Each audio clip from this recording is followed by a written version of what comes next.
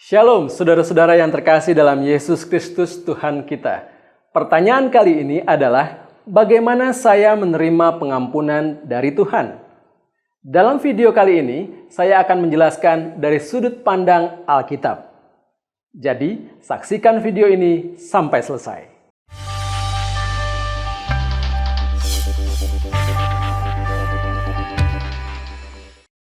Dalam Kisah Para Rasul 13 ayat 38 dikatakan, "Jadi ketahuilah, hai saudara-saudara, oleh karena dialah maka diberitakan kepadamu pengampunan dosa."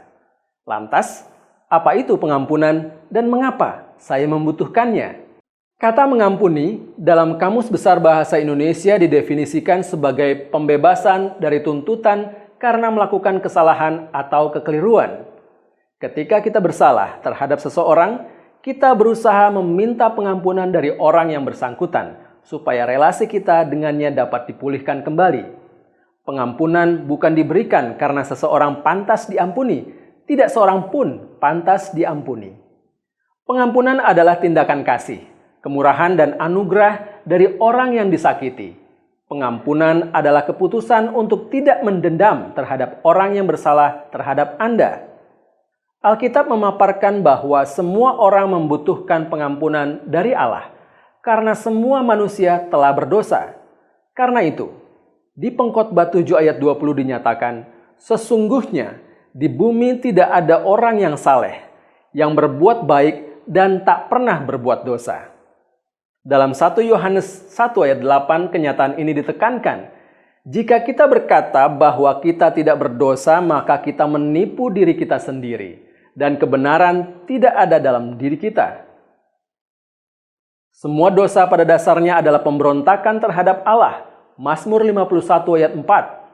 Akibatnya, manusia sangat membutuhkan pengampunan dari Allah.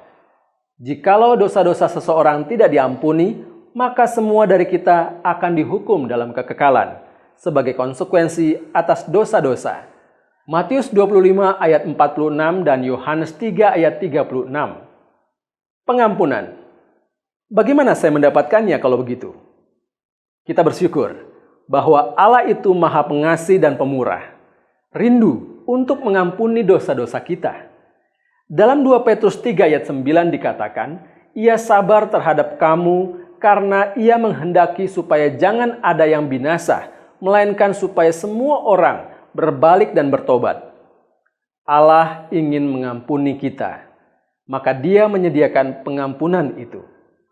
Sebenarnya, satu-satunya hukuman yang adil untuk dosa-dosa manusia adalah kematian. Karena itu, Roma 6 ayat 23 menyatakan, "Sebab upah dosa adalah maut." Kematian kekal adalah upah dari dosa-dosa kita. Allah dalam rencananya yang sempurna datang berinkarnasi menjadi manusia sebagai Yesus Kristus.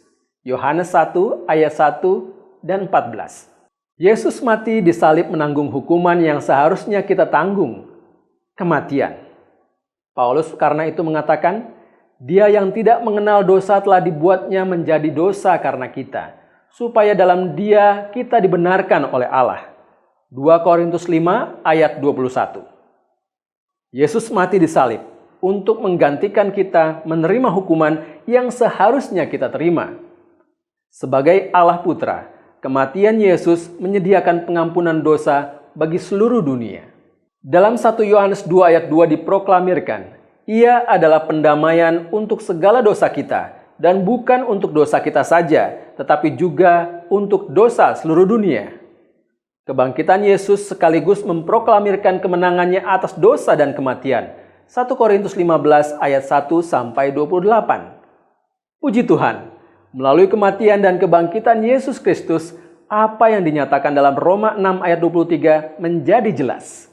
Tetapi, karunia Allah ialah hidup yang kekal dalam Kristus Yesus Tuhan kita. Maukah Anda menerima pengampunan atas dosa-dosa Anda? Apakah Anda merasakan perasaan bersalah yang tidak kunjung lenyap? Pengampunan atas dosa-dosa Anda tersedia hanya ketika Anda beriman bahwa Yesus Kristus adalah Juru Selamat Anda.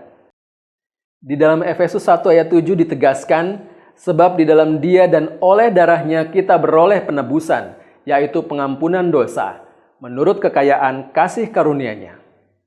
Yesus membayar hutang dosa kita supaya manusia bisa diampuni. Satu-satunya yang perlu Anda lakukan adalah memohon pengampunan kepada Allah di dalam Yesus Kristus. Percaya bahwa Yesus sudah mati untuk membayar harga pengampunan, maka Bapa di surga akan mengampuni Anda. Di dalam Yohanes 3 ayat 16-17 diwahyukan berita yang begitu indah. Karena begitu besar kasih Allah akan dunia ini, sehingga Ia telah mengaruniakan anaknya yang tunggal, supaya setiap orang yang percaya kepadanya tidak binasa, melainkan beroleh hidup yang kekal. Sebab Allah mengutus anaknya ke dalam dunia bukan untuk menghakimi dunia, melainkan untuk menyelamatkannya oleh Dia. Pengampunan. Semudah itu? Benar, semudah itu. Anda tidak dapat melakukan apa-apa untuk mendapatkan pengampunan. Anda tidak akan dapat membeli pengampunan dari Allah. Anda hanya dapat menerimanya dengan iman melalui anugerah dan kemurahan Allah. Jika Anda mau menerima Yesus Kristus sebagai juru selamat dan menerima pengampunan dari Bapa di surga, Anda dapat memulai dengan doa berikut ini.